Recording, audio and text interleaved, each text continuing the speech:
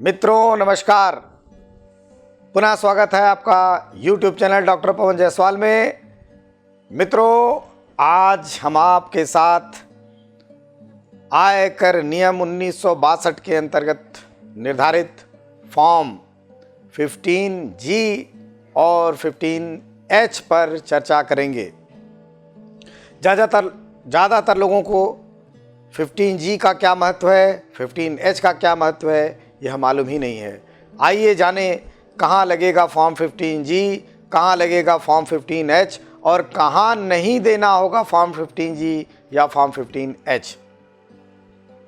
मित्रों, यह मैं बताता चलूँ आपको कि व्यक्ति के स्थिति में आयकर अधिनियम के अंतर्गत कर छूट सीमा निर्धारित होती है। हर वित्तीय वर्ष की एक कर छूट सीमा निर्धारित होती है व्यक्ति के लिए। जैसे 2.5 लाख रुपए तक की कर छूट सीमा इस वित्तीय वर्ष के लिए निर्धारित है। सीनियर सिटीजन अर्थात 60 वर्ष या उससे ऊपर के आयु के करदाताओं के लिए 3 लाख रुपए की छूट कर छूट सीमा निर्धारित है।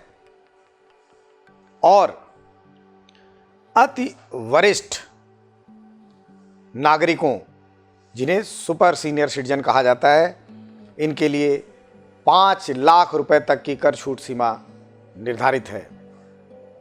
मतलब ये कि अगर किसी व्यक्ति की भारत में वित्तीय वर्ष के दौरान टोटल 2.5 लाख रुपए तक की आयु हुई है तो उसे आयकर दायित्व से मुक्ति है, उसे इनकम टैक्स नहीं पे करना है।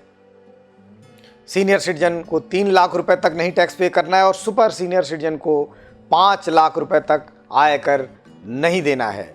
हाँ, इसके ऊपर यदि उनकी अगर आय आती है तो उनका कर दायित्व तो बनता है। क्या है फॉर्म 15G?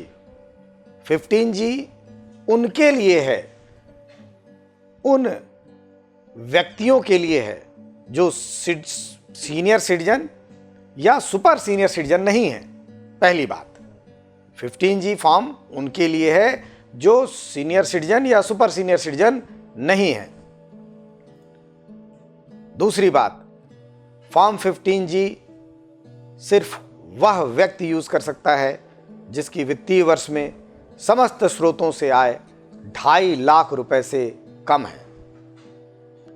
तीसरी बात, फॉर्म 15G आप ऑफलाइन भर सकते हैं या ऑनलाइन भर सकते हैं। ऑफलाइन इसका फॉर्म उपलब्ध है इनकम टैक्स डिपार्टमेंट की वेबसाइट पर, ऑनलाइन फॉर्म भी उपलब्ध है इनकम टैक्स डिपार्टमेंट की वेबसाइट पर। जब आप अपना पैन रजिस्टर्ड कराते हैं तो आपके पैन पर इनकम टैक्स डिपार्टमेंट की वेबसाइट में वो सारे फॉर्म प्रेस्क्राइब मिलेंगे जिन फॉर्मों को आप यूज करना चाहते हैं। तो अब फॉर्म 15G ऑनलाइन उपलब्ध है। क्यों देते हैं हम फॉर्म 15G? ज़्यादातर केसेस में यह सुना गया है कि हम बैंकों में फॉर्म 15G देते हैं ताकि हमारे द्वारा जमा किया गया रुपया जो बैंक में FDR के रूप में था उस पर बैंक TDS न काट ले, टैक्स न काट ले। इसके लिए बैंक हमें उत्साहित करते हैं कि हमें फॉर्म 15G दें या हम फॉर्म 15G वहाँ पर सबमिट करें। अगर हम फॉर्म 15G सबमिट करते हैं तो बैंक FDR पर लगने वाले ब्याज या FDR पर अर्जित होने वाले ब्याज पर TDS नहीं करते हैं। यहाँ यह बताना अनिवार्य है, उचित बनता है कि FDR पर ब्याज अगर सालाना 10,000 रुपये से ज़्यादा अर्जित होता है तो बैंक बाध्य है 10% की दर से TDS करने के लिए। एक आम आदमी नहीं चाहता है कि उसका टैक्स कटे, टैक्स के झंझटों में नहीं पड़ना चाहता है, इसलिए वह आनन फानन में फॉर्म 15G भर देता है। क्या है फॉर्म 15G का कंटेंट? फॉर्म 15G का कंटेंट यह होता है कि बैंक से अर्जित होने वाला FDR पर ब्याज, साथ में उसकी अन्य आय, सभी आय मिलाकर 2.5 लाख रुपए से कम है। इस बात का अनुबंध करता है यह फॉर्म 15G।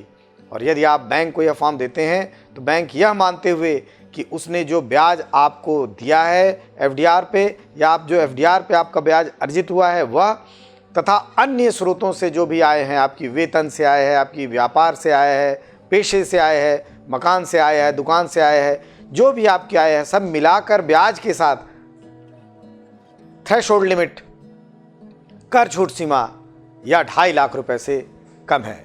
और जब भी आप यह फॉर्म 15G ऑनलाइन या ऑफलाइन भरते हैं तो आप फॉर्म 15G में एक डिक्लेरेशन देते हैं आयकर विभाग को वाया बैंक कि हमारी कुल आय 2.5 लाख रुपए से कम है, इस आय को लेकर लिहाजा हमारा टैक्स ना काटें। तो ध्यान दें साथियों, फॉर्म 15G तभी एग्जीक्यूट करें जब आपकी कुल आय एफडीआर के अर्जित ब्याज को लेकर थ्रेशोल्ड लिमिट या कर छूट सीमा या 2.5 लाख रुपए से कम हो। अब बात आती है फॉर्म 15H की। किसके लिए है form 15H?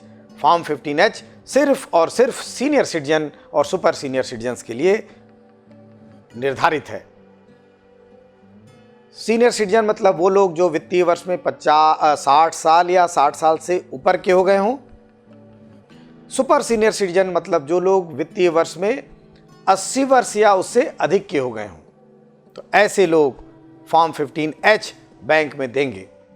Form 15H senior citizen के केस में बताता है कि यदि उनकी आय 3 लाख रुपए या उनके लिए निर्धारित थ्रेशोल्ड लिमिट से कम है, कर छूट सीमा से कम है। Form 15H super senior citizen के केस में यह बताता है कि सुपर सीनियर सिटीजन की आय 5 लाख रुपए या उनके लिए निर्धारित थ्रेशोल्ड लिमिट या कर छूट सीमा से कम है। यदि सीनियर सिटीजन या सुपर सीनियर सिटीजन की कुल आय बैंक में एफडीआर पर अर्जित ब्याज को लेकर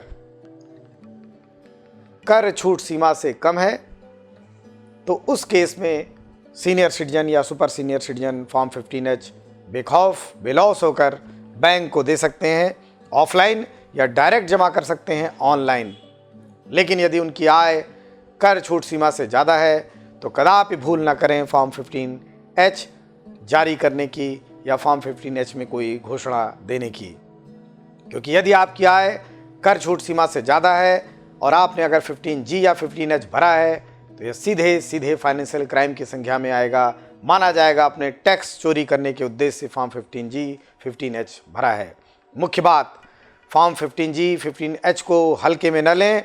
अब फॉर्म 15G 15H में आपका पैन नंबर कोट होना अनिवार्य है और जैसे ही pan number form 15G 15H के साथ कोट होकर जाता है, मतलब यह कि आयकर विभाग में यह इन्फॉर्मेशन पहुंचा दी जाती है। जब आयकर विभाग में इन्फॉर्मेशन पहुंचा दी जाती है कि इस करदाता ने, इस पैन नंबर के करदाता ने फॉर्म 15G या 15H दाखिल कर दिया था, इसलिए हमने उसके ऊपर उसके ब्याज पर उसके एफडीआर के पे अर्जित ब्याज पर हमने टीडीएस इसलिए नहीं किया क्योंकि उसने फॉर्म 15G और 15H देकर यह अनुरोध किया था कि मेरी आय, कुल आय कर योग्य नहीं है, इसलिए कृपया टीडीएस ना करें। आशा ही नहीं पूर्ण विश्वास है कि आज का ये वीडियो फॉर्म 15G 15H पर जो हमने आपको दिया वह आपको पसंद आया होगा। यदि हमारा वीडियो आपको पसंद आया तो आप हमारे चैनल को सब्सक्राइब करें, लाइक करें और अपने फ्रेंड्स में से शेयर करें। पुनः मिलते हैं नए जानकारीपूर्ण आयकर पर विभिन्न प्रकार के विभिन्न दृष्टिकोण से जानकारीपूर्ण वीडियो आपके सामने लेकर। धन्यवाद। नमस्कार साथियों।